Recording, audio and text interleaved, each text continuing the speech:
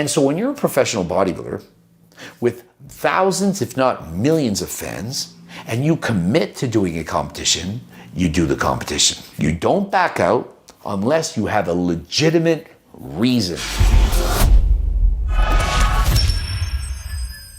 Coach Reg, in today's video, Jay Cutler slams the Mr. Olympia and refuses to attend. And so what exactly is he talking about? What is going on? Why is he refusing to attend the Olympia? Not only that, I'm going to be going over the drama, the aftermath, the backlash of Nick Walker pulling out of this year's Mr. Olympia, as well as who's going to win the 212 Olympia. I started transitioning my training to about the time when prejudging would be. We know when it is? Well, we haven't the past few years, so I...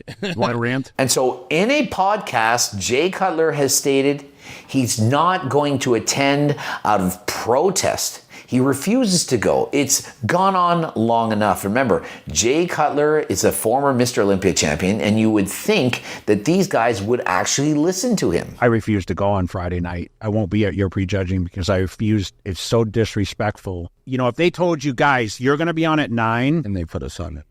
Yes. Put you on at 9. And so consider this. Jay Cutler has a huge respect from all of his fans. He's a former Mr. Olympia champion. He's refusing to attend the prejudging competition. He's saying it's way too disrespectful to say that you're going to go on at 9 o'clock and then to just show up whenever. They have to tell the athletes, this is the time you're going to compete and this is when you're going on. They wouldn't say to the athletes competing at the Super Bowl, hey, kickoff's at 6 and then they show up and they start at 8. It doesn't make sense. They should start with the men's. They really should start with the men's. Yes. If they want to see the best bodybuilders, they need to do that. And so consider this. Can't they just say it's going to be at this time and actually make it at that time? And if it's too difficult, why not start with the Mr. Olympia bodybuilders? Oftentimes, and by often I mean every single time, they always save the open class bodybuilding for last. You perhaps start the show, let's call it at 6 p.m., and it's not until 11 p.m. that you get to leave. And why would they do that? Well, essentially, it's the main event, the most popular event, arguably more popular than even men's classic physique. And so they save essentially the best for last. And so the reason they do this is kind of like in the UFC, the main event is at the end. Oftentimes people can't get to the event on time. If the show starts at 6, they want to make sure that the people who got there at 6 actually are down and sitting in their seats. People, sponsors, they pay money. They want people there until the end. They want the most amount of eyeballs in the seats throughout the event. But at prejudging, doesn't it make sense that they could keep to a schedule? If you say you're going to go on at 9, go on at 9.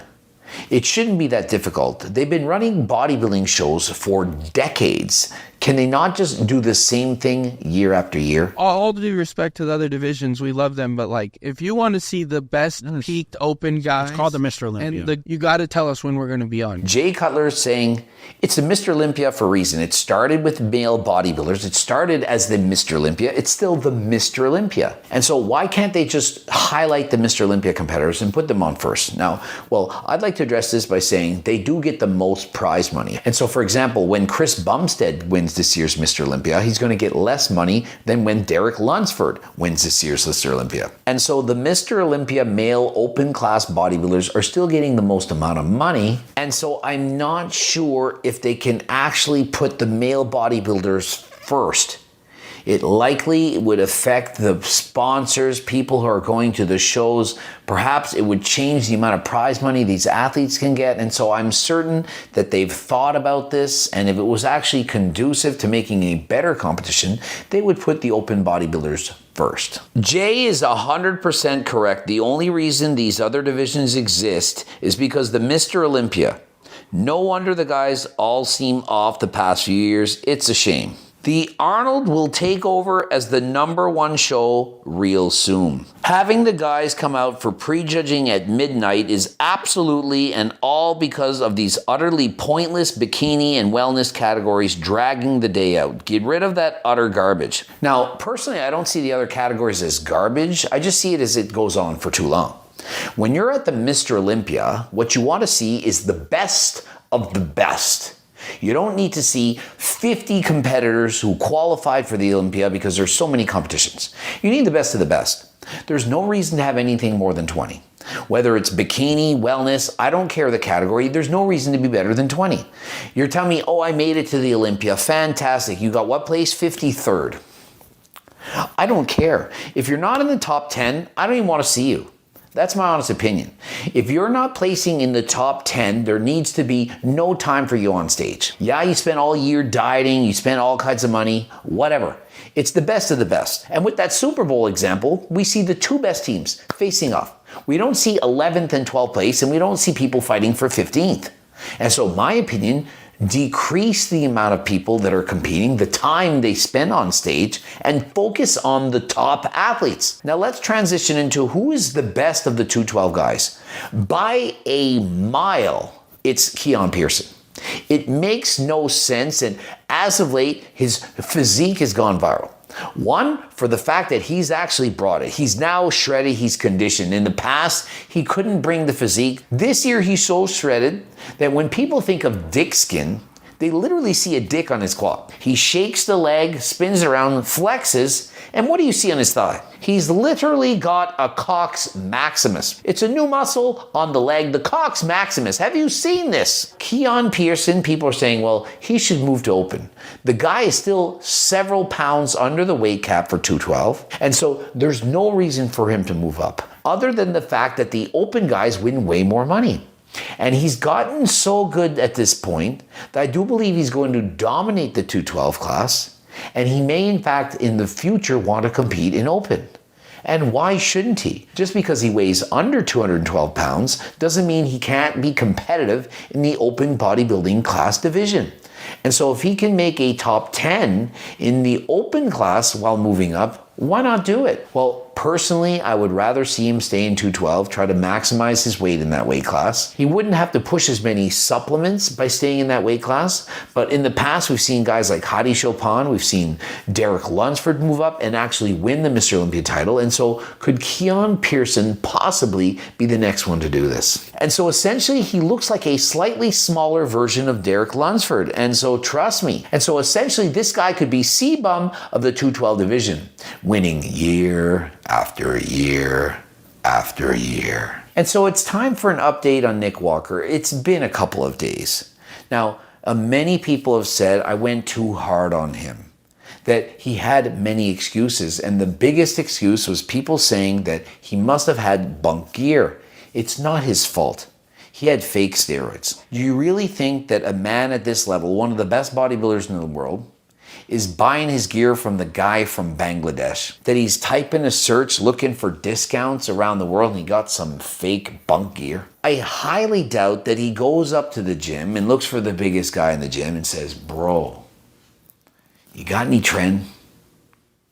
I can give you $50 for a bottle. You got any expired stuff? And then the guy looks at Nick and says, you know what? We can make a shit ton of money. Let's sell him from fake gear. The odds of that are essentially zero. And some other people are saying, Greg, how dare you criticize this man for having his health not in order? I said in my video, if it was his health and he withdrew from that, I would respect him. But to have that respect, to earn it, he has to admit to this. And so if he just says, I see myself in the mirror as the top 3 bodybuilder in the world, and so I can't present less than my best because my stock would fall. People wouldn't see me as good as I see me. It's giving pathetic. It's giving I'm a loser. It's giving I have an ego so big, it's almost bigger than my stomach. Did he not look about 30 pounds overweight in that video? Oh, sorry, not overweight. He looked about 30 pounds pregnant. Bro, you're a professional bodybuilder. This is what you do for a living. It looked like he had fat on his neck, fat on his arms, fat everywhere, fat stomach. He looks like he had a bigger belly than my mother, and I'm a twin. To look like that, it's literally been weeks. Weeks that this guy knew, there's no way I'm winning the Olympia. Do you think that 2 weeks before this took place, in his mind, I'm winning the Olympia? Or do you not think he thought, this is not my year? But I'm not going to tell people I'm back in. I'm going to wait till the last possible minute when it's obvious. And so I personally believe when no one was looking, and remember, he doesn't have my cookbook. It's not like he has low-calorie, delicious recipes he can eat, that he walks down into the pantry and steals a cookie. Thinks it's going to be one, no one will notice, eats the whole box. Eats muffins, cookies, cakes, pastries, and been doing this for weeks. That's what I personally believe. That's what I believe. You all think that he's putting in the work, that he's the hardest trainer ever, that his body just wasn't responding. Newsflash, calories in, calories out. And so when you're a professional bodybuilder with thousands, if not millions of fans, and you commit to doing a competition, you do the competition. You don't back out unless you have a legitimate reason. And that legitimate reason isn't, I didn't think I could lose, and then sob like a baby. Just because it's 2024 and people make it look like it's okay for men to cry, you don't as a man sit there and cry because you think that your physique doesn't look as pretty as someone else's. And so what should Nick be doing? I would get in front of a camera and I would make an actual video and speak the truth. Whatever that may be. If he got his blood work done and he actually has poor health, I would say, look guys, I didn't want to admit to this, but I've abused performance enhancing drugs. They're clearly bad for you. I don't want to be the next Dallas McCarver. I don't want to be the next Rich Piana. I don't want to be the next Olympia caliber bodybuilder who passes away. And I want to tell everyone, my fans, in particular the young people that look up to me, that using steroids is very dangerous. So dangerous that I don't even dare do this competition. If that were the case and he made that message, I would applaud him. But the optics of his last video are, I'm such a big deal that I don't need to compete unless I feel like it. Even though I committed, I signed the contract promising that I'm going to compete. You guys don't think that these guys just compete, they can do it if they want. You commit to something and you're supposed to do it. It's his job. And so imagine this, you're a famous singer. You have perhaps 10,000 people to go in your concert, all paying, let's call it $500. And you decide, I'm going to stay up all night. I'm not going to practice singing. I'm going to just scream and party and have a good time. And then a week before this concert that you're attending, he announces, I don't feel like singing. I don't think I'm going to attend that concert. I have a sore throat. I wouldn't sound all that good. I'm not going to bother. I'm not going to show up. Sorry. And then they cry. Imagine Taylor Swift did that. And you plan on going to that competition. And you can't even get your money back. How would you feel? That's the same thing. And so unless he has a medical condition that prevents him from doing this competition, you show up in last place. I don't care if it's bad gear, you show up. This is the best I could look. I'm worried about my health. I've decided to stop using steroids. I'm still an IPV pro. I still earn my right to do the Olympia. And I've decided I'm going to do the best I can while being 100% natural. I don't give a shit knowing full well I'm getting last place. I want to show you the best Nick Walker while being natural. I would give him 100% respect. It would be the hugest story in bodybuilding this year. It'd be a bigger story than anything. Nick Walker decides to go 100% natural, competes and gets last place.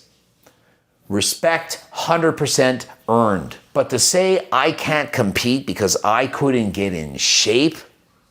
What? Because you couldn't stop eating cookies? I don't care how many cookies you eat. Get on the freaking treadmill and do 10 hours of cardio. Get your ass in shape. And if you're not in shape, get your ass on stage, compete, get last place, and say I blew it. I didn't buy Coach Greg's cookbook, certainly didn't use his Turk Builder, and I didn't even think about using his GO2 Max. And I had Matt Jensen as my coach, and how has he done in the past? And then you move on. Next year, you do better. Couldn't do any worse. How could he do worse? The only thing worse he could do next year is to not compete again. And how many of you think he has a chance now at ever getting in the top 5?